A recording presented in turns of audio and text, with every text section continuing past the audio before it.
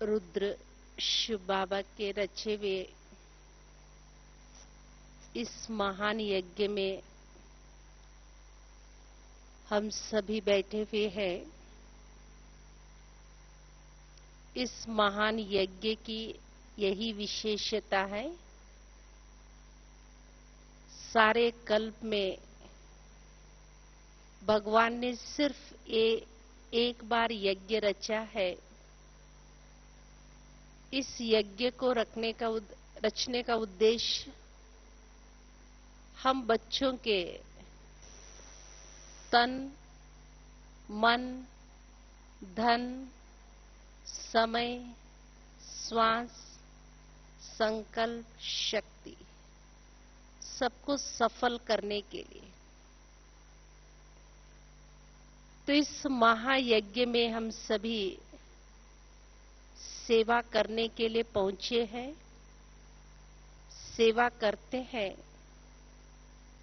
बाबा ने सेवा के लिए क्या कहा है? सेवा माना मेवा पाना। सेवा अर्थात एक खिलौना है ब्राह्मणों के लिए। सेवा के लिए कहा गया है। सेवा के द्वारा इस यज्ञ में आप अपने मन इच्छित फल को प्राप्त कर सकते हो। और सेवा में ही माया आती भी है और माया जीत भी सेवा से ही बनते हैं। तो सेवा तो हम सभी अपने क्षेत्र में करते ही हैं, लेकिन इस खास महायज्ञ की सेवा की क्या विशेषता है? क्योंकि कहा रुद्र भगवान के द्वारा रचा हुआ ये महायज्ञ है। इस यज्ञ के लिए बाबा ने भी कुछ दिन पहले भी कहा था, बच्चे ब्राह्मणों का लक्ष्य है फरिश्ता बनना। फरिश्तों की हड्डियां नहीं होती। तो फरिश्तों की हड्डियां गायब कहां हो गई? भगवान के द्वारा रचे हुए इस यज्ञ में उन्होंने अपने हड्डियों को स्वाहा किया। तो इस यज्ञ में जिसने भी अपनी हड्डियां लगा दी तो हड्डियां क्या हो गई? गल गई। जब हड्डी गल जाती हैं तो क्या हो जाएंगे? हल्के बन जाएंगे। हल्के बन फरिश्ते बन उड़ान भरेंगे। तो फरिश्ता बनाने के लिए बाबा ने ये हमें यज्ञ सेवा दी है। ऐसे सेवा भी तन की, मन की, धन की, जन की, भिन्न भिन्न प्रकार की सेवा है। तो सेवा में तन की सेवा पहली गिनी जाती है। तन, मन, धन, सबसे पहली सेवा है तन की सेवा। और हमारे इस ईश्वरीय विश्वविद्यालय के 4 सब्जेक्ट्स है: ज्ञान, योग, धारणा और सेवा। तो 4 सब्जेक्ट्स में लास्ट सेवा गिनी जाती है। तो सेवा के क्षेत्र में चौथा सब्जेक्ट हमारी सेवा है। तो पहला है ज्ञान। ज्ञान अर्थात शिव बाबा का दिया हुआ ज्ञान हम बाहर से अंदर ले रहे हैं। योग में परमात्मा पिता से शक्तियां हम अंदर समा रहे हैं। धारणाओं में ईश्वरीय गुणों को, ईश्वरीय शक्तियों को हम आत्माएं बाहर से अंदर ले रहे हैं। ये 3 सब्जेक्ट्स जो है हम धारण कर रहे हैं, बाह्य रूप से अंदर की ओर ले जा रहे हैं। लेकिन सेवा का सब्जेक्ट ऐसा है, इन तीनों चीजों को हमने जो जीवन में धारण किया, वो सेवा के द्वारा क्या कर रहे हैं? बाहर निकाल रहे हैं। हमारे में ज्ञान कितना समाया है, हमारे में योग की कितनी शक्ति है, हमने ज्ञान और योग के बल से कितनी धारणाएं अपने जीवन में अपनाया है, ये तीनों ही सब्जेक्ट का स्पष्टीकरण, इसकी गहराई हमारे सेवा के माध्यम से, सेवा के द्वारा स्पष्ट होता है। तो आप सभी भी यहां संगठन में आए हैं, तो संगठन में जब हम आते हैं, बाकी सभी सेवा केंद्रों पे 1 घंटे में आपस में हम लोगों का मिलन होता है। 1 घंटे में आए, आपस में ज्ञान योग की चर्चा की, मुरली सुनी और वापस चले गए। लेकिन मधुबन जब बाबा के घर में आते हैं तो 24 घंटा हम लोग आपस में ब्राह्मण परिवार के संगठन में हैं, ब्राह्मण परिवार के बीच में है। तो हमारी अवस्था का पता इस संगठन में, उसमें भी खास करके सेवा के क्षेत्र में अपनी अवस्था का पता पड़ता है। तो मेरे में ज्ञान की कितनी गहराई है, और योग के द्वारा मैंने जो 8 शक्तियों को धारण किया, कहते हैं ना योग के द्वारा अष्ट शक्तियों की प्राप्ति, तो 8 शक्तियों का प्रयोग किस सब्जेक्ट में यूज करेंगे? सेवा के सब्जेक्ट में। हमारे में सहन करने की शक्ति है, पता कब पड़ेगा? जब हम सेवा में उतरेंगे। हमारे में निर्णय करने की शक्ति है, परखने की शक्ति है। जब हम सेवा के क्षेत्र में उतरते हैं तो हमारे में प्राप्त 8 शक्तियों को हम यूज कर सकते हैं, और बाबा के द्वारा प्राप्त गुणों को भी, गुणों की प्रत्यक्षता भी सेवा में मैंपन में आकर के या मान शान के वश होकर के सेवा कर रहे हैं, या निमित्त और निर्माण भाव से सेवा कर रहे हैं, तो ये हमारी योग की जो शक्तियां हैं वो प्रत्यक्षता सेवा के द्वारा ही संभव है। इसीलिए हम सभी ब्राह्मण बच्चों को बाबा ने क्या कहा है? तो इस ब्राह्मण जीवन में उमंग उत्साह के साथ आगे बढ़ने के लिए सेवा एक ऐसा साधन है, हमारे लिए सांस है।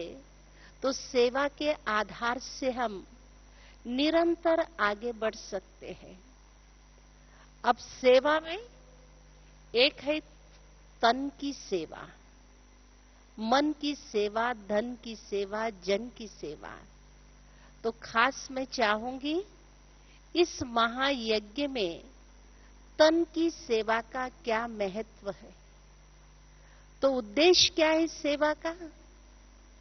मान लो यहां बहुत सी माताएं होंगी, हो सकता रोटी डिपार्टमेंट वाली होंगी, वही रोटी आप घर में भी बनाते हो, वही रोटी यहां सेवा मधुबन महायज्ञ में भी बना रहे।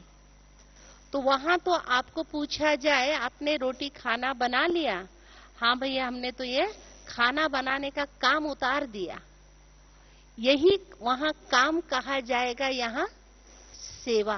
कारण उसका भाव बदल गया। यहां किस भाव से बना रहे? हो सकता किसी भाई को सफाई का डिपार्टमेंट मिला हुआ, तो यहां का भाव क्या है? इस बाबा के महायज्ञ की सेवा। ये यज्ञ मुझे क्या करने वाला? यज्ञ सेवा से मेरी हड्डियां मजबूत बनने वाली है। दधीची ऋषि मुसल मुझे अपनी हड्डियों को स्वाहा करना है। कहा क्या जाता? अहो भाग्य से सेवा मिलती है, सबके भाग्य में नहीं होता। तो जो भाग्य से सेवा मिलती है, दुनिया में भी इसका गायन है, लेकिन वो तन और धन के सेवा के लिए दुनिया में क्या कहते हैं? जिसका तन बहुत अच्छा होगा तो तन की सेवा करता, जिसके पास धन अच्छा होगा तो धन की सेवा करेगा। लेकिन यहां बाबा ने हमको कौन सी सेवा दी? मनसा सेवा भी तो दी है, और खास तन की सेवा करने का मौका इस महायज्ञ में मिला है। लेकिन एक होता है भाई मैं जो सेवा कर रहा है कोई देखना भी तो चाहिए।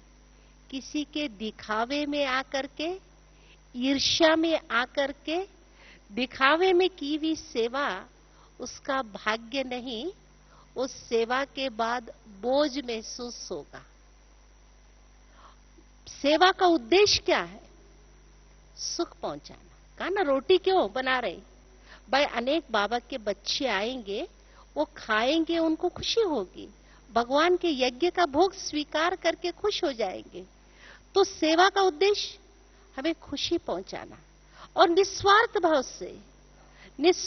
भाव से, निर्माण भाव से, और सेवा सुख देने का संकल्प लेकर के जो कार्य किया जाता है, उस सेवा गिनी जाती है। जहां स्वार्थ आ गया, मैंपन आ गया, दिखावा आ गया, तो वो सेवा नहीं, बोझ रह जाता है। उस सेवा के बाद भी क्या लगेगा? बोझ महसूस होने लगेगा, जल्दी से निपटाने का संकल्प आ जाएगा। तो हमने जो सेवा की वो सच्ची सेवा रही, निस्वार्थ भाव और समर्पण भाव। इस संसार रूपी कर्म क्षेत्र में हमने देखा है समर्पणता का फल है। जो भी कार्य करे, जितनी समर्पणता उतना फल।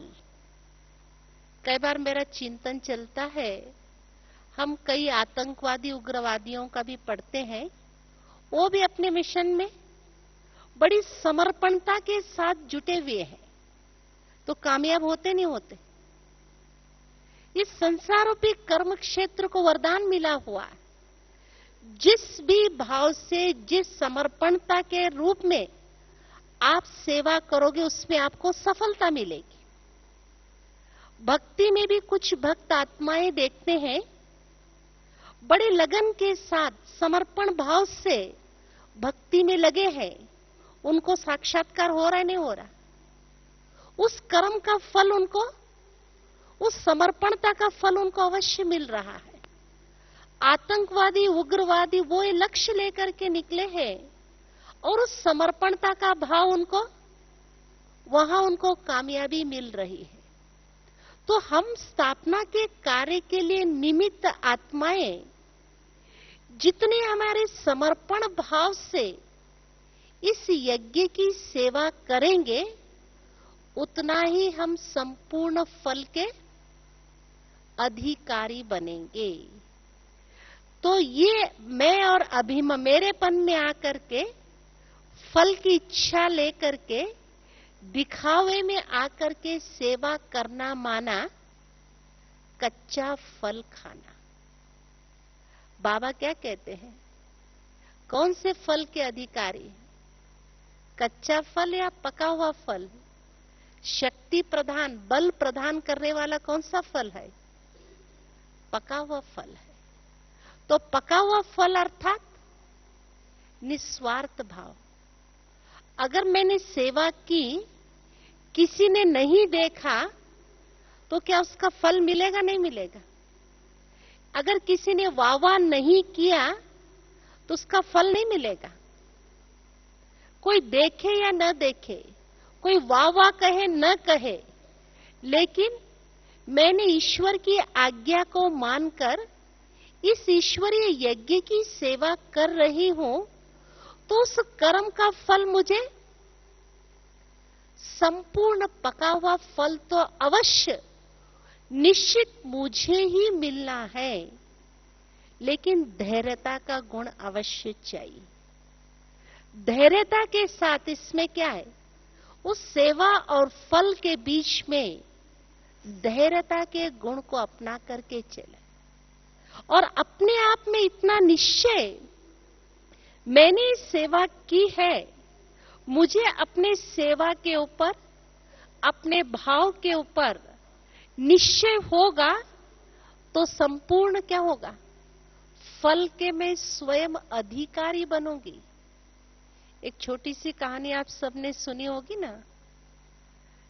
3 लोग लगे हुए थे पत्थर तोड़ने में। एक राहगीर वहां से गुजर रहा था, तो राहगीर ने तीनों से पूछा, आप क्या कर रहे हो? तो पहले वाले व्यक्ति ने क्या कहा? पहले वाले ने कहा, क्या आपको दिखाई नहीं दे रहा? मैं तो पत्थर तोड़ने का काम कर रहा हूं। तो वही काम दूसरा कर रहा था।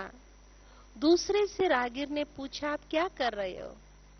तो उसके मुख से निकला, मैं रोजी रोटी के लिए मुझे मेहनत तो करनी है, मैं अपनी रोजी रोटी के लिए मेहनत कर रहा हूं।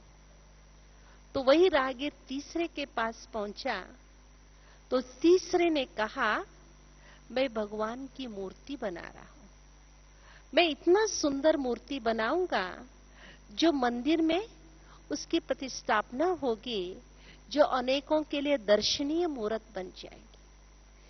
तीनों एक ही काम कर रहे थे, तीनों ही मूर्ति बनाने का काम कर रहे थे। पहले वाले का भाव क्या था? पत्थर तोड़ रहा हूं। अब आप सोचिए, पत्थर तोड़ने वाला किस भाव से, किस लक्ष्य को लेकर के तोड़ रहा होगा? और दूसरे वाले की बुद्धि सीमित क्या थी? रोजी रोटी के लिए। और तीसरे वाले का भाव क्या था? मैं भगवान की मूर्ति बना रहा हूं। ऐसे हम सभी सेवा तो करते हैं। क्यों, क्या सेवा कर रहे हो? अरे बहन जी, दिखाई नहीं दे रहा, अनाज साफ करने की तो सेवा कर रहे हैं। और दूसरा क्या कहेगा? हा? भाई हमको ड्यूटी बहन जी ने कहा है, हम ड्यूटी निभा रहे हैं। तीसरा कहेगा, बाबा ने यज्ञ में मुझे विशेष सेवा के लिए निमंत्रण दिया है। आप सभी निमंत्रण से आए हो, बिना निमंत्रण के आए हो? भाई जितने भी आए हैं, भगवान ने हमको खास निमंत्रण, 6 महीने पहले हम सबके पास पत्र गया था मधुबन महायज्ञ से। चाहे सेवाधारी बैठे हैं, चाहे बाबा से मिलने के लिए बैठे हुए हैं, हम सबके पास इस मधुबन महायज्ञ से बाकायदा निमंत्रण गया था। तो भगवान ने हम सबको निमंत्रण दे करके यहां बुलाया है। क्यों बुलाया है? टाइम पास करने के लिए बुलाया है, या 8 दिन बहुत अच्छे हमारे यहाँ बीत जाएंगे, पता ही नहीं पड़ेगा, सारे झंझटों से छूटने के लिए हम यहाँ आए हुए हैं? भगवान के महायज्ञ में हम आए हैं। भगवान ने हमें अपना भाग्य बनाने के लिए निमंत्रण दिया है। तो आज ही बाबा ने क्या कहा? सारे कल्प में कोई भी ऐसा समय नहीं होगा भगवान के साथ मंगल मिलन मेले का अवसर हो। तो बाबा ने हम सबको निमंत्रण दे करके मंगल मिलन के लिए मेले में बुलाया है। तो इस महान मेले में हम सबको एक सेवा का सौभाग्य प्राप्त होता है। तो ये संगठन का बल भी, आप यही काम वहां घर पे करिएगा और यहां संगठन में करिएगा। एक तो संगठन का बल, तो हमने निस्वार्थ भाव से सेवा की, तो सेवा के द्वारा हमें क्या होगी? खुशी जमा हो रही है। हमने देखा, हम लोगों की भी सेवाएं लगी है। 1-2 माताएं रात भर नाइट ड्यूटी कर रही है, दिन में भंडारे की सेवाएं दे रही है। हमने कहा, थक नहीं जाओगे? कहते दीदी हमें तो ये मौका मिला हुआ है, बाबा ने डबल चांस। और उसको किस रूप में लिया? डबल चांस मुझे मिला हुआ है। रात भर मैं नाइट ड्यूटी करती हूँ, दोपहर में 11 से 5 बजे तक, उस बीच में हम थोड़ा सा रेस्ट कर लेते हैं। तो सेवा क्या कर, निस्वार्थ और सच्चे दिल की सेवा थकान को दूर कर देता है।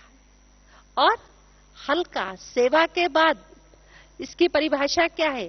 थर्मामीटर कौन सा लगा हुआ है? सच्ची स्वार्थ निस्वार्थ भाव की सेवा का थर्मामीटर है। अपने आप को चेक करके देखना, सेवा के बाद मेरा खुशी का पारा चढ़ रहा है, सेवा के बाद शक्ति बल जमा हो रही है, सेवा के बाद हल्कापन हो रहा है। ये निशानियां हैं। अगर सेवा के बाद बोझ होगा तो कहीं ना कहीं क्या, हमें अपने आप को चेक करने की जरूरत है। क्योंकि बाबा ने तो स्पष्ट कहा है, सेवा माना मेवा। तो मेवा खाया, महसूस हुई सेवा के बाद कि मैंने मेवा खाया, अर्थात मेरे अंदर मेवा खाने से जैसे तन की शक्ति जमा हो जाती है, ऐसे बाबा के यज्ञ की सेवा करने के बाद मेरे अंदर आत्मा में बल जमा हो जाता है। और दूसरी बात, सेवा करने के लिए ताकत भी तो चाहिए, बिना ताकत की सेवा होगी? तो अभी प्रश्न आता है, मैं अक्सर अपने भाई बहनों को भी कहती हूं, बाबा से शक्ति लेने की विधि क्या है? मानो मेरे पास 8 घंटे की सेवा करने की ताकत है, ठीक? अब मुझे सेवा मिली है 12 घंटे के करने की। मान लो मैं कहूंगी भाई 8 ही घंटा मैं सेवा कर सकती हूं, क्योंकि मेरे पास शक्ति कितनी है? 8 घंटे की सेवा करने की शक्ति है, इसीलिए मैं 8 घंटे की सेवा करूंगी। तो बाबा की शक्ति की जरूरत है या नहीं है? मेरी शक्ति 8 घंटे की सेवा की है, मैं सेवा 8 घंटे की करूंगी, तो बाबा की शक्ति की जरूरत है, क्योंकि ऑलरेडी 8 घंटे जितनी कैपेसिटी मेरे पास है। लेकिन बाबा क्या कहता है? हिम्मते बच्चे मददे खुदा। मेरे पास 8 घंटे की ताकत, मैं ले रही हूं 12 घंटे की सेवा, 4 घंटे की शक्ति कौन देगा? कौन देगा? ये भगवान से लेने की विधि है, मांगने से नहीं। बाबा मुझे शक्ति दे दो मैं सेवा करूं, नहीं। मैं जानती हूं अपने आप को मैं कितनी सेवा कर सकती हूं। मैंने अपनी हैसियत से बढ़ करके, चाहे तन की सेवा, चाहे मन की सेवा, चाहे धन की सेवा, जब मैंने अपने हैसियत से बढ़ करके संकल्प किया, तो उसको भरने वाला कौन? उसको भरने वाला भगवान बैठा हुआ है, क्योंकि भगवान की आज्ञा का पालन कर रहे हैं। हमें याद है एक बार बाबा ने सभी सेवा केंद्रों पे, वर्ष मुझे याद नहीं आ रहा है, बाबा ने धूमधाम से बड़े बड़े प्रोग्राम करने के लिए कहा था। सबने अच्छे अच्छे बड़े बड़े प्रोग्राम किया। तो उसके बाद बाबा के सामने बात आई, बच्चों ने रखा, बाबा इतनी सेवा की, इतना तन लगाया, इतना मन लगाया, इतना धन लगाया, लेकिन रिजल्ट जितना आना चाहिए था, जितने भाई बहने निकलना चाहिए था, उतना रिजल्ट नहीं निकला। तो बाबा ने कहा, बच्चे आपने भगवान की आज्ञा का पालन किया, उसके मार्क्स तो आपको मिल ही जाएंगे। भगवान ने कहा इसलिए मैंने किया। रिजल्ट क्या? ऐसे भी कहा क्या जाता है, गीता में भी क्या कहा गया? कर्म कर, कर्म के फल की अपेक्षा नहीं रखना। तो कर्म के फल की अपेक्षा नहीं रखने से वो फल मुझे नहीं मिलेगा या मिलेगा? नहीं मिलेगा। अगर गहराई से देखो, और अच्छा और पका हुआ फल के अधिकारी बनाने के लिए भगवान ने शब्द कहा। बाबा ने सेवा दी, हमने किया, उस कर्म के फल के हम संपूर्ण अधिकारी अवश्य बनेंगे। ये कदापि ये संकल्प न आए, जितना हमने सोचा था उतना नहीं निकला, पता नहीं मिलेगा नहीं मिलेगा, नहीं। भगवान के आज्ञा की पालना मैंने की, सिर्फ मुझे अपने आप के ऊपर विश्वास क्या रखना है। मैं बाबा ने जैसे कहा, जिस विधि से कहा, क्या उस विधि से सेवा कर रही हूं? अटेंशन इस बात का मुझे रखना है, और बाबा के कहने के विधि अनुसार मैंने किया है, उसकी सिद्धि मुझे अवश्य मिल ही जाएगी। उस कर्म का फल तो अवश्य मिलना ही है। तो इसीलिए इस महान यज्ञ की सेवा के महान विशेषताएं हैं। तो बाबा ने कितने सारी विशेषताएं इस यज्ञ के लिए कहा है। तो तन की सेवा की बात आ रही थी, सबसे पहले तन की सेवा। तो हम सभी तन की सेवा लगाने वाले भी देखिएगा, दुनिया वालों ने कहा भाई ये लोग तो कुछ कर ही नहीं सकते। खास उसमें भी बाबा ने मातृ शक्ति, नारी शक्ति को जब आगे रखा तो बहनें क्या कर सकती है, लेकिन यहां बाबा ने बहनों के द्वारा भी सारी सेवाएं ली। हम ये कह ही नहीं सकते सेवा हम नहीं कर सकते। अभी भी देखिएगा हम लोग सेवा में आए हैं, ज्यादातर बुजुर्ग भी आए हुए हैं सेवा में, क्योंकि इतनी दिन की छुट्टी ले करके इतना समय देना, भाई ज्यादा रिटायर्ड होंगे और जो बुजुर्ग होंगे थोड़ा बहुत घर से फ्री होंगे वो ज्यादा समय निकाल सकते हैं, लेकिन लगन के साथ जो सेवा में जुटे हुए हैं देख रही हूं मैं, तो बाबा कैसे उन आत्माओं के द्वारा ही, तो इसका मतलब सबसे बड़ा सेवा का आधार हमारा मनोबल। तन के लिए हम कह सकते हैं, लेकिन मन के लिए किसी की शिकायत है? मन की सेवा जो बाबा ने दी है, अगर मन हमारा मजबूत होगा तो तन भी हम क्या करेंगे, तन की सेवा भी अच्छे से अच्छी कर सकेंगे। मन अगर सही होगा तो धन की सेवा, अनुभव क्या कहता है सभी का, मन होने के कारण धन नहीं भी होगा तो धन आ जाता है। क्यों? क्योंकि मन का दृढ़ संकल्प मुझे करना ही है। तो वो मनोबल की सेवा सबसे बड़ी सेवा है। और खास बाबा ने इस नए वर्ष में हम सबको एक बेहद की सेवा दी है, वो है मनसा सेवा। बाबा ने कहा बाबा तो निराकार है, निराकार बाबा साकार में हम बच्चों को निमित्त बनाया है। तो निराकार परमात्मा संसार की, विश्व की सभी आत्माओं को देगा किसके द्वारा? किसके द्वारा देगा? बच्चों के द्वारा देगा। उसके लिए हमें क्या करना पड़ेगा? हाँ, इस वर्ष का हमारा भी विशेष मेरा लक्ष्य है, अपने आप को अंदर ही अंदर मैं इस बात के ऊपर पुरुषार्थ कर रही हूं, मैं अपने आप को इतना अच्छा इंस्ट्रूमेंट बना करके रखूं। जब भगवान विश्व की आत्माओं को देने का कार्य शुरू करे, जब भी दे तो किसके द्वारा दे? जो जितना अच्छा इंस्ट्रूमेंट होगा उतना भगवान उस इंस्ट्रूमेंट को यूज करेगा। तो बाबा का ऐसा हम अच्छा इंस्ट्रूमेंट बने, तो उसके लिए मुझे पुरुषार्थ क्या करना है? मुझे अपने आप के ऊपर थोड़ी सी मेहनत करनी पड़ेगी। बाबा इन आंखों से देने का काम तब करेगा जब पहले से मेरा अभ्यास हो, जिस भी आत्मा को देखूं देने की भावना। हर एक आत्मा के प्रति कुछ न कुछ मुझे देना है।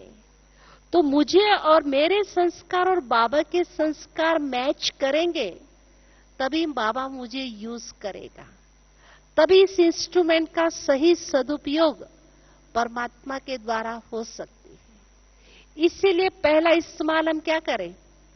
बाबा देता भी जैसे गुलजार दादी के द्वारा बाबा की पदरामणि होती है, तो देखो क्या होता है, बाबा एक तो दृष्टि के द्वारा देने का कार्य करते हैं और मुख से देने का कार्य करते हैं और हस्तों के द्वारा वाइब्रेशन ऐसे बाबा के द्वारा प्राप्त होते हैं।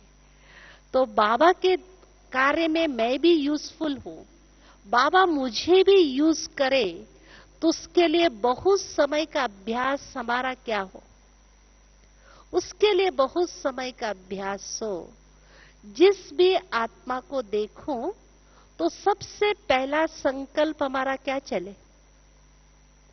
इस आत्मा को शांति मिले, खुशी मिले, प्रेम मिले, आनंद मिले। क्योंकि चाहे लौकिक चाहे अलौकिक, हर आत्मा इन 7 गुणों की प्यासी है। आत्मा के जो 7 गुण है, उन 7 गुणों की प्राप्ति आवश्यक है। तो जब भी हम किसी को देखें तो सबसे पहला संकल्प क्या चले? पहला संकल्प, क्योंकि जहां भी नजर जाती है कोई ना कोई चिंतन जरूर आता है। तो सबसे पहला संकल्प, जैसे ही नजर गई तो एक संकल्प ने क्या क्रिएट किया? खुशी, शांति, प्रेम, आनंद, शक्ति। तो इन आंखों के द्वारा हम क्या करें? कुछ न कुछ देने का कार्य कर रहे हैं। अभी तक हमने इसका इस्तेमाल सोचते थे कि इस संसार में सिर्फ हम देखने के लिए ही आए हैं, लेना ही लेना है इन आंखों से, हम यही सोचते थे। लेकिन बाबा ने हमें समझ क्या दी है? बाबा ने कहा, बच्चे, नजरों से निहाल किंदा स्वामी सतगुरु कहा गया। नजर से निहाल जैसे बाबा करते हैं, वैसे हमको भी क्या करना है? बाप समान बनना है। तो इस दृष्टि के द्वारा देने का कार्य करें। मनसा द्वारा शक्तियों का, दृष्टि के द्वारा कोई न कोई आत्मा के गुण का, हर एक आत्मा को कुछ न कुछ हमें देना है। तो इसके ऊपर मेरा कुछ गहरा चिंतन चला। हर आत्मा को हम कुछ न कुछ देते रहना, देते रहना, देते रहना। अगर कोई भी सूक्ष्म मेरा हिसाब किताब भी होगा तो मेरी देने की प्रवृत्ति क्या हो जाएगी? उस आत्मा के साथ के हिसाब किताब को भी समाप्त कर देगी। तो इन आंखों से हम क्या करें? देना ही देना है। तो दूसरा, इस मुख से कौन सी सेवा? बाबा कहते हैं कुछ न कुछ दो। क्या? प्रभु प्रसाद देने का काम करो। भक्ति में भी जब प्रसाद मिलता है, अकेले नहीं खाते, उसको बांट करके खाया जाता है। तो बाबा ने जो इतना अनंत ज्ञान का भंडार हमें दिया है, तो जो भी दे कुछ न कुछ ज्ञान का, ज्ञान रतन, ज्ञान के एक शब्द अवश्य सारे दिन में हमें देना ही है। जिसको बाबा कहते हैं रूप बसंत बन करके कुछ न कुछ हमें देना ही है। दृष्टि के द्वारा, सोच के द्वारा, मुख से वाइब्रेशन के द्वारा हमें देने की प्रवृत्ति, ये क्या है हमारी? देना माना ही सेवा की प्रवृत्ति। और देने वाले की स्थिति हमेशा क्या होती है? देने की भावना होगी तो उसकी स्थिति हमेशा ऊंची। देने वाले का हाथ भी ऊंचा, देने वाले की वृत्ति भी, दृष्टि भी हमेशा ऊंची। तो जब देने की प्रवृत्ति हमारे अंदर होगी, आत्मा में क्या देखते हैं हम? एक बल जमा होता चला जाता है। क्योंकि बाबा ने हमें निमित्त किस लिए बनाया? लेने के लिए, देने के लिए। बाबा ने हमें बनाया ही निमित्त। अपना क्यों बनाया बाबा ने? बाबा के पास तो खजाना भरा पड़ा है, अनंत अखंड खजाना है। तो बाबा ने हमें निमित्त इसीलिए बनाया, बाबा के सारे खजाने सारे विश्व की आत्माओं को देने के लिए बाबा ने बच्चों को निमित्त बनाकर बच्चों के द्वारा देने के लिए निमित्त बनाया। लेकिन उसके लिए मुझे क्या करना होगा? ऐसा योग्य इंस्ट्रूमेंट बनना पड़ेगा। अगर थोड़ा भी डिफेक्ट होगा तो एक छोड़ेगा, फिर क्या करेगा? दूसरे इंस्ट्रूमेंट को बाबा यूज करेगा। तो जब बाबा को जरूरत पड़ी तो योग्य होंगे तो किसको काम में लगाएगा?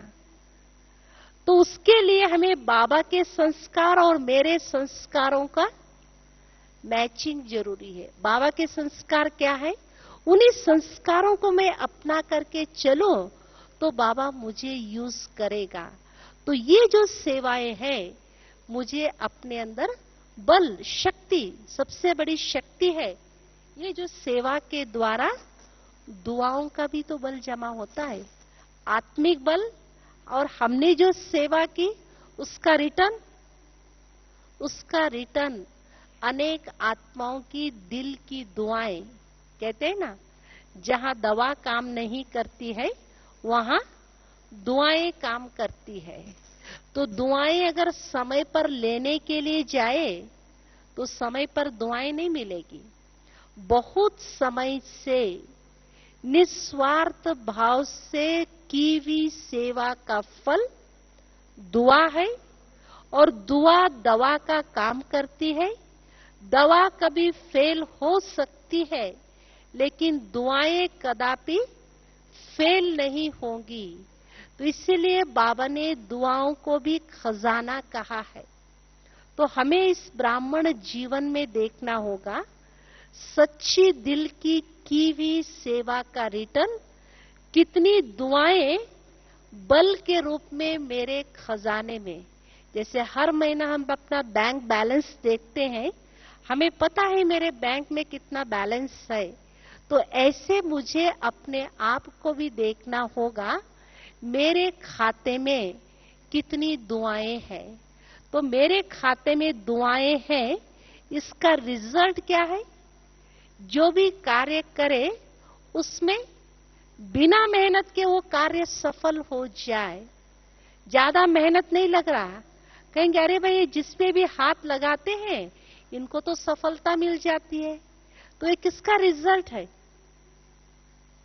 हमने निस्वार्थ भाव से की हुई सेवा का फल दुआ, और दुआओं के बल को लेकर के जो भी कार्य करेंगे उस कार्य में हमको सफलता मिलेगी, जिसको बाबा ने क्या कहा, एक जन्म सिद्ध अधिकार के रूप में वो आत्मा सफलता की अनुभूति करेगी। तो ऐसे दुआओं का खजाना सेवा के द्वारा ही मिलता है। एक बल मुझे जमा हो जाता है, और फल तो हर कर्म का फल है, हर सेवा का फल है। बाकी ये फल ऐसा है, बाकी फलों में देखिएगा काट सकते हैं, बांट सकते हैं। मान लो मुझे अमरूद अच्छा नहीं लगता है, मैं क्या करूंगा, भाई आधा आधा हम लोग खाएंगे, ठीक है, आप आधा ले लेना, हम आधा ले लेंगे। मुझे सेब अच्छा नहीं लगता है, उस फल को छोड़ सकते हैं। लेकिन ये फल ऐसा है, इस फल के हम स्वयं संपूर्ण अधिकारी। क्यों? क्योंकि मैंने जिस भाव से, जिस लक्ष्य को लेकर के उस सेवा की, उस सेवा का संपूर्ण फल खाने के लिए मैं अधिकारी बन गई, अधिकारी आत्मा बन गई, उस संपूर्ण फल के अधिकारी। तो ऐसे फल हमारे खाते में जमा होते चले जाए तो देखा जाए हमारे जीवन वृक्ष में कितने फल लगे हुए होंगे। हा? यही तो जोड़ना है ना। जब भी सेवा का मौका मिले या सेवा के लिए, ये फलों को हम क्या करें, जीवन के वृक्ष में ये सेवा का फल हम इकट्ठा करते चले जाए। और फल खाने वाला कैसे होगा? फल खाने वाला कैसे होगा? अभी देखिए सभी का गाइडेंस, किसी भी डॉक्टर्स के पास भी जाओ, वेट के लिए जाओ, नेचर क्योर के पास, सबसे पहला गाइडेंस क्या देते हैं वो, भाई फल खाओ, आप फल खाओ। आजकल कोई चीज अच्छी नहीं है तो मिलावट वाली चीज है, फल खाओ। तो बाबा ने तो पहले से ही हमको क्या कर दिया, पहले से ही हम बच्चों के लिए एक ऐसा ताजा फल, और बाबा भी क्या कहते हैं, संगम युग के डबल फल है, एक है प्रत्यक्ष फल और एक है भविष्य फल। संगम युग की सेवा के डबल फल, और किसी युग में डबल फल नहीं मिलता, संगम युग में ही डबल फल। एक प्रत्यक्ष फल के रूप में खुशी मिलती है, और भविष्य फल भी, संगम का भविष्य फल तो हमारा निश्चित है ही, जो हम लोग संकल्प लेकर के चल रहे हैं कि सतयुगी राजाई का वर्तमान फल और भविष्य फल, तो डबल फल दिलाने वाली है ये संगम युग की सेवा। तो ऐसी सेवा का भाग्य पूछ करके नहीं लो, भाई हम ये सेवा करें, रोज अनाउंसमेंट भी होता है, और संकल्प रखे कम से कम हम यहां महायज्ञ में सेवा ले करके सिर्फ जाना माना बोझ उठा करके जाना। किसी ने तो किया सेवा, उस सेवा का मैंने फल ले लिया, अपने ऊपर बोझ लिया। हम तो माताओं को कहेंगे कम से कम आप जितनी रोटी खाते उतना बेल के तो जाओ, कम से कम, क्योंकि कोई करने वाला, बनाने वालों ने तो अपना पुण्य जमा किया और हम खा करके क्या किया। तो इसीलिए कम से कम इतना तो हम अनाज साफ करें जो कम से कम इस पेट पे, दूसरों ने जो किया उसका बोझ हम उठा करके न जाए। हमेशा सिर्फ यहां ही नहीं, हमेशा अपने जीवन के अंदर ये लक्ष्य रखो, किसी का बोझ हम ले करके न जाए। तो कम से कम हम जितना करते उतना तो देना ही देना है, और दूसरों के लिए भी करे, वही तो सेवा गिनी जाएगी। तो अटेंशन मौका मिला है, बाबा ने मौका हमको दिया है, इस महायज्ञ में अपना तो करना ही है, लेकिन अनेकों के कल्याण के हित में, अनेकों के भला, अनेकों के सुख के लिए हम सेवा अवश्य करें। तो ऐसी सेवा, सच्चे दिल की सेवा, साफ दिल की सेवा, निस्वार्थ भाव की सेवा और निर्माणता वाली, चूजी नहीं, भाई हम यही कर सकते, ये नहीं कर सकते, ये कर सकते, ये नहीं कर सकते। सेवा में कभी भी चूजी नहीं। जो भी मिले, जिसमें आवश्यकता है, और ज्यादा भाग्य किसमें मिलेगा? जिसमें जरूरत है। मान लो ये सेवा मैं नहीं करती हूं, लेकिन जरूरत किसी और में है, अगर जो जिसमें जरूरत है, आवश्यकता है, उसमें मैंने सेवाएं दी, तो उसका और एक्स्ट्रा भाग्य हमको मिल जाएगा। तो इसीलिए सेवा में कभी भी चूजी नहीं। तो बाबा के यज्ञ में जो सेवा मिले, उतना ही निर्माणता से और निरअहंकारी बन करके, जैसे हम ब्रह्मा बाबा के जीवन के कर्तव्य और चरित्र राजी बाबा ने बताया ना, तो उसमें क्या देखा हम लोगों ने? तो बाबा ने हर चीज करके, दुनिया वाले तो कहने वाले और हम बच्चे करने वाले हैं, करके दिखाना, तन से भी, मन से भी और धन की भी सेवा। वो तो है ही बाबा के जब बन गए। हमारा सब कुछ किसके लिए है? धन के लिए। धन भी हमारा बाबा का, तन भी बाबा का, मन भी बाबा, सब कुछ बाबा का। सिर्फ मन का बल, मन का दृढ़ संकल्प होगा, जो नहीं भी होगा वो धन भी। अनुभव है ना सभी भाइयों के पास। हमने संकल्प किया बाबा के यज्ञ में धन सफल करने का, कहीं बैंक में फंसा हुआ था, कहीं किसी इसमें फंसा हुआ था, कहीं ना कहीं से किसी ने कर्जा लिया हुआ था, दे नहीं रहा था। उस समय आपका दृढ़ संकल्प के कारण छिपा हुआ, जो नहीं वापस लाने वाला, ऐसा भी धन वापस आ जाता है। तो इसीलिए तन की सेवा, मन की सेवा, धन की सेवा, और ये सेवाएं सफल होगा तो ऑटोमेटिकली जन सेवा। हम सबका उद्देश्य क्या है? सेवा क्यों करना चाहते हैं? सेवा का संकल्प कि ये तपति तमो प्रधान दुनिया को सुंदर सतो प्रधान दुनिया बनाने का संकल्प लेकर के, कोई स्वार्थ नहीं है। सारे विश्व, मनुष्य आत्माएं समेत प्रकृति भी, पांच तत्व भी पावन पवित्र बनकर जहां सभी सुखी रहे, हर एक आत्मा को मुक्ति मिले, जीवन मुक्ति मिले। सब आत्मा जिसको शांति चाहिए शांति में चले जाए, जिसको सुख चाहिए, खुशी चाहिए, जीवन मुक्ति में चले जाए। क्योंकि हमारे अंदर का भाव क्या है सेवा का? क्यों लगाना चाहते हैं हम अपना समय, श्वास, संकल्प शक्ति सेवा में? क्योंकि हर आत्मा को हम सुखी देखना चाहते हैं, हर आत्मा को खुशनुमा देखना चाहते हैं, हर आत्मा का भला चाहते हैं। इसीलिए हम ये सब प्रकार की सेवाएं करके इस विश्व का कल्याण, क्योंकि बाबा कौन है? विश्व कल्याणकारी है। तो विश्व कल्याणकारी बाबा के हम सभी बच्चे, कल्याण के बिना हम तो रह ही नहीं सकते, कल्याण के बिना हमारा जीवन ही नहीं है। तो विश्व कल्याणकारी के बच्चे हम सभी मास्टर विश्व कल्याणकारी बच्चे। तो विश्व के कल्याण के लिए हम सभी निमित्त बने हैं। तो ये तन मन धन समय श्वास संकल्प शक्ति सब कुछ बाबा के कार्य में सफल करके क्या बन जाएंगे? सब हड्डियां गल जाएंगे, फिर क्या हो जाएंगे? हल्के बनकर फरिश्ता बन करके उड़ान भरेंगे। एक बहुत अच्छी बात मुझे याद आ गई। हमारे एक बड़े बहन जी थे, तो हम लोग जब शुरू शुरू में सेवा में निकले तो उनका हमेशा कहना था कि बाबा के यज्ञ में हम इतना तन की शक्ति लगाए, इतना तन लगाए, तो बाबा के ऊपर हम तन की शक्ति सेवा करके बाबा के ऊपर बोझ चढ़ाए। बहुत अच्छा समझाते थे।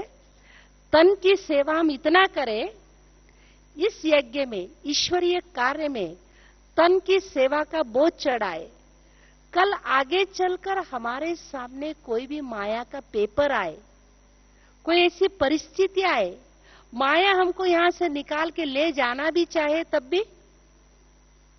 भी हमें ले जा नहीं सकेगी। कारण क्योंकि हमने अपने, खास करके कहते थे, हमने अपने तन की सेवा करके इतना भगवान के ऊपर बोझ चढ़ाए बाबा के कार्य में, कोई माया किस्सा कैसा भी रूप धारण करके हमें इस कार्य से, यज्ञ से ले जाना चाहे तो आसानी से हमको ले जा न सके। तो इतना हम बोझ बाबा के यज्ञ में चढ़ाए। तो ऐसे हम अपने तन की सेवा भी करके हम निश्चय बुद्धि होकर के कह सकते, माया को चैलेंज कर सकते हैं, हमने बाबा के यज्ञ में अपने तन को लगाया, हमने सेवाएं की है, माया तुम कैसा भी रूप धारण करके आए, हम हिलने वाले नहीं है। मजाल नहीं है कि हमें यहां से हटा करके तो दिखाए इस महायज्ञ से, क्योंकि हमने अपना सब कुछ सफल किया हुआ है। हमने बचाया नहीं है, तन को, मन को, धन को, समय, श्वास, सब कुछ हमने सफल किया हुआ है। देखो, जाना तो सबको है ही, जाना तो सबको है ही। राम गयो, रावण गयो, गए तो सभी, लेकिन दोनों के जाने के तरीके में अंतर है। राम भी गए, रावण भी गए, गए कैसे दोनों? एक है खुशी खुशी से, राम जी के लिए क्या दिखाया, ऊपर से पुष्पक विमान आया, उसमें खुशी खुशी से जा रहे, और रावण को कैसे जाते हुए दिखाया, मरना नहीं, जाना नहीं चाहता, वो तीर मार रहे, भाग रहा है, अपनी मृत्यु से भाग करके, डर करके, जबरदस्ती उसको मार करके भेज रहे। तो गए तो दोनों ही, दोनों के जाने के तरीके में अंतर है। ऐसे ही जाना तो सबको है, लेकिन जाना किस विधि से, उसके लिए इस सेवा का बल बहुत जरूरी है। जैसे मानो ये माइक है, इस माइक को हमने 5,000 रुपए में खरीदा है। 5,000 रुपए में खरीद करके हमने इसको 50 साल चलाया और हमेशा इसको अच्छे तरह से इसकी हिफाजत करके सही तरीके से, सही काम में, माइक का काम है बोल या आवाज आप तक पहुंचाना, इसी काम में लगाया, तरीके से, सलीके से लगाया। 50 साल के बाद ये टूट जाता है तो आपका मन खाएगा? नहीं खाएगा। जाना तो था ही, 50 साल तक हमने इसको यूज किया, जितना पैसा मैंने दिया था उसको मैंने वसूल लिया, वसूलने के बाद ये चला गया, इसीलिए मुझे कष्ट नहीं हो रहा। यही माइक 2 साल के बाद टूट जाता है तो क्या कहेंगे, अरे वे अभी अभी तो लिया था, सही तरीके से इसका प्रयोग नहीं हुआ, जल्दी से टूट गया, तो मन बार बार खाने लगता। ऐसे ही ये हमारा तन है, बाबा ने इसको सेवा के लिए दिया हुआ, क्योंकि हम सब ने भगवान को क्या कहा था, तन मन धन सब कुछ तेरा, क्या लागे मेरा। तो हमने बाबा को दिया था, और बाबा ने इसको रिटर्न में किस लिए दिया, बच्चे मेरा है, मैं तुम्हें सेवा के लिए दे रहा हूं, अमानत के रूप में इसकी संभाल तुम्हें करनी होगी। तो अमानत के रूप में हमें भगवान ने दिया है, तो भगवान ने जो आज्ञा दी है, जैसी श्रीमत दी है, तन के लिए, मन के लिए, धन के लिए, उसी अनुसार इसका प्रयोग हम कर रहे हैं। अभिमान में आकर के नहीं, भगवान का दिया हुआ है, मैं निमित्त हूं, निमित्त समझ करके इसकी हिफाजत के साथ इसको सही कार्य में, सेवा में लगा रहे। जब सेवा करने के बाद, इसको पूरा सफल करने के बाद ये चला जाता है, तो पश्चाताप होगा या खुशी होगी, समझ गए? इसकी पूरी वसूली हमें करनी है, तन की, मन की, धन की, पूरा श्रीमत के हिसाब से इसकी सेवा में लगा करके जब पूरा वसूल होने के बाद जब हमारा तन चला जाता है, दुख होगा या खुशी होगी? हा? जैसे ये 50 साल मतलब सही तरीके से यूज करने के बाद टूटने से खुशी होती है, ऐसे ही हमारा ये तन है, मन है, धन है, हमने सही कार्य में लगाकर, यथार्थ कार्य में लगाकर, अनेक आत्माओं के कल्याण के कार्य में लगाकर फिर इसको त्याग देंगे, तब हमें दुख नहीं, खुशी खुशी जो दिखाए ना, पुष्पक विमान में चले गए, अर्थात एक श्रेष्ठ अवस्था को प्राप्त करके बल और फल लेकर के क्या कहेंगे, हाथ भरतू करके, भरतू कैसे होंगे, मुट्ठी बंद कैसे होगी, तो की हुई सेवा का फल हाथ मुट्ठी में भर करके अपने भाग्य को जमा करके हम वापिस जाएंगे। तो ऐसे महायज्ञ की सेवा के महत्व को जान करके, तो जितने दिन हम यहाँ रहेंगे उसका एक एक सेकंड भी हमारा व्यर्थ न जाए, तो इसी शुभ संकल्प को लेकर के हम अवश्य सफल करेंगे। ओम शांति।